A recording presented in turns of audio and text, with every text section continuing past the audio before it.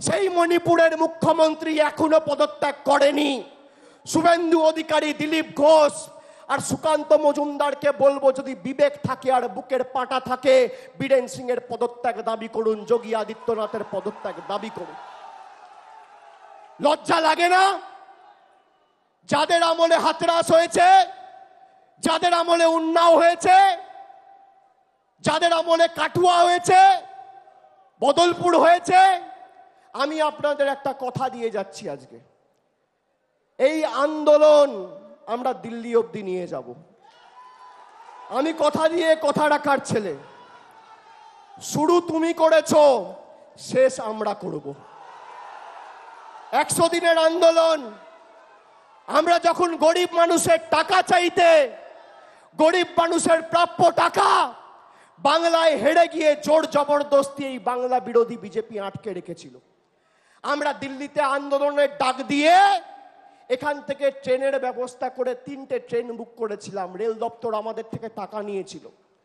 টাকা নেওয়ার পরেও শেষ মুহূর্তে সেই ট্রেন ক্যান্সেল করে। আর কালকে বিরোধী দলনেতা শুভেন্দু অধিকারী সংবাদ মাধ্যমে বিবৃতি দিয়ে বলছে যে আমরা ধন্যবাদ জানাই রেলকে, যাতে সাধারণ মানুষ, ছাত্র সমাজের প্রতিনিধিরা নবান্ন অভিযানে অংশগ্রহণ করতে পারে, তাই সব ট্রেনে স্পেশাল বগি, এক্সট্রা বগি লাগিয়েছে। বলুন বিজেপি বাংলা বিরোধী নয়? বলুন বিজেপি জমিদার নয়? সাধারণ মানুষের আন্দোলনের স্বার্থে যখন তৃণমূল কংগ্রেস দিল্লি দখলের ডাক দিয়ে মানুষের প্রাপ্য অর্থ দিল্লি থেকে ছিনিয়ে আনার আন্দোলনের ডাক দেয়, তখন গরিব মানুষ যাতে দিল্লি যেতে না পারে সেজন্য ট্রেন ক্যান্সেল হয়। আর বাংলাকে অশান্ত করার জন্য সেই মোদি আর বিজেপি সরকারের নেতৃত্বাধীন ঐশনী বৈষবের রেল মন্ত্রক এক্সট্রা বগি লাগিয়ে সরকারি সম্পত্তি যারা ভাঙচুর করে তার ব্যবস্থা করে। জবাব দেবো কি দেবো না আমরা? আমি আপনাদের বলছি, তারা বলছে দাবি 1, দফা 1, মুখ্যমন্ত্রীর পদত্যাগ। তারা বলছে দাবি 1, দফা 1, মুখ্যমন্ত্রীর পদত্যাগ। আমি বলি দাবি 1, দফা 1, ধর্ষণ বিরোধী আইন। আগামী দিন তৃণমূল কংগ্রেস দিল্লির সরকার এবং কেন্দ্রের সরকারকে আগামী দিন যাতে এই সরকার ধর্ষণ বিরোধী আইন আনে। আপনি বলুন আমাকে, রাতারাতি এই সরকার নোটবন্দি করতে পারে, তাহলে ধর্ষণ বিরোধী আইন আসে না কেন? রাতারাতি এই সরকার লকডাউন করতে পারে, তাহলে ধর্ষণ বিরোধী আইন আসে না কেন? রাতারাতি এই সরকার অর্ডিন্যান্স এনে দিল্লির নির্বাচিত সরকারের ক্ষমতা কুক্ষিগত করে নিজের কাছে রেখে দিতে পারে, তাহলে ধর্ষণ বিরোধী আইন আসে না কেন? আমরা চাই যারা এই নারকীয় বর্বর ঘটনার সাথে যুক্ত, তাদের সমাজে থাকার অধিকার নেই।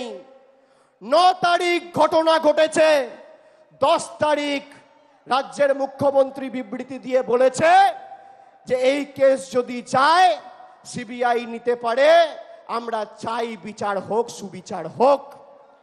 আজকে 14 দিন সিবিআই তদন্ত করছে।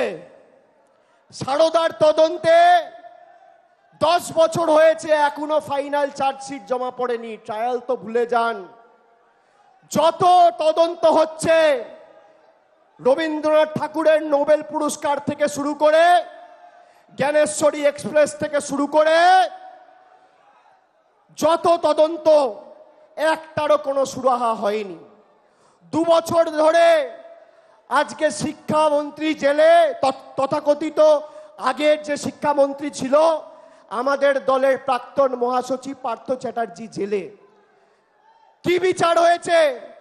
যারা রাস্তায় বসে মেধাযুক্তরা আন্দোলন করেছে, লড়াই করেছে, বিচার ব্যবস্থার একাংশকে কাজে লাগিয়ে বিজেপি খালি তৃণমূল কংগ্রেসকে দুর্বল এবং ভারতবর্ষের বুকে বাংলাকে কলুষিত এবং কালিমালিপ্ত করার জন্যই ডিসিবিআই কে ব্যবহার করেছে। আজকে বিচার হয়নি।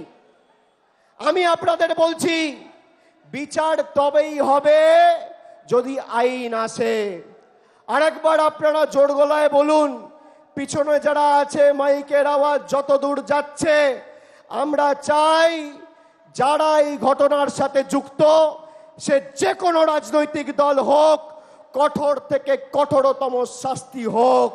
কিন্তু তার সাথে এই ঘটনার যাতে ভূভারতে কোনোদিন পুনরাবৃত্তি না হয়, আজকে আমাদের যেটা দরকার সেটা হচ্ছে ধর্ষণ বিরোধী টাইম বাউন্ড আইন। এই আইন যদি আগামী ৩-৪ মাসের মধ্যে ভারতবর্ষের কেন্দ্রের সরকার প্রণয়ন না করে, তাহলে দিল্লিতে বৃহত্তর আন্দোলন তৃণমূল কংগ্রেস গড়বে, বৃহত্তর আন্দোলন গড়বে। আর মানুষ যদি রাস্তায় নামে, কেউ আটকাতে পারবে না। মানুষ রাস্তায় নেমেছিল, 100 দিনের টাকা আপনারা পেয়েছেন, কেন্দ্রের সরকার দেয়নি, আমাদের মামাটি মানুষের সরকার, আমাদের জনদরদি মুখ্যমন্ত্রী দিয়েছে। মানুষ রাস্তায় নেমেছিল, নবজোয়ারের মাধ্যমে আমরা পঞ্চায়েতগুলো নতুন করে গঠন করে যোগ্যদের সুযোগ দিয়েছি কাজ করার। মানুষ রাস্তায় নেমেছিল, আবাসের টাকা কেন্দ্র সরকার বন্ধ করে রেখেছে। আমাদের সরকার কথা দিয়েছে, মুখ্যমন্ত্রী কথা দিয়েছে, 31শে ডিসেম্বরের মধ্যে যাদের আবাস প্লাসের প্রথম তালিকায় নাম ছিল, কিস্তির প্রথম টাকাটা 31শে ডিসেম্বর 2024-এর আগে চলে যাবে। কেন্দ্র সরকার দিক আর না দিক, এটাই পার্থক্য। এখানে অনেক বর্ষিয়ান সাংসদেরা আছে। আমি আপনাদের বলছি, আমরা কেন্দ্রকে দলগতভাবে চিঠি লিখব। আমাদের রাজ্যের মুখ্যমন্ত্রী ইতিমধ্যেই চিঠি লিখেছে।